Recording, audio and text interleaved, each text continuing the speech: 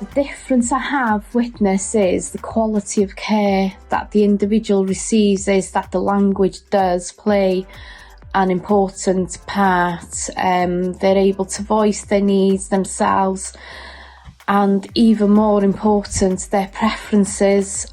And I think the Welsh language is essential to maintain an individual's dignity and respect.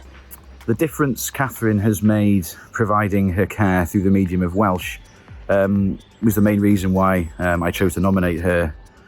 And in the area that we're in North Wales, the south of North Wales, Welsh language is incredibly important. And there's a number of individuals, I think around 90% of the individuals that access the service in Corwen are first language Welsh, and being able to offer them the ability to receive their care through the medium of Welsh is fantastic. It is really important to support someone in the Welsh language. For many, the Welsh language is the only language they are able to communicate effective, and it also helps them at ease within their new environment.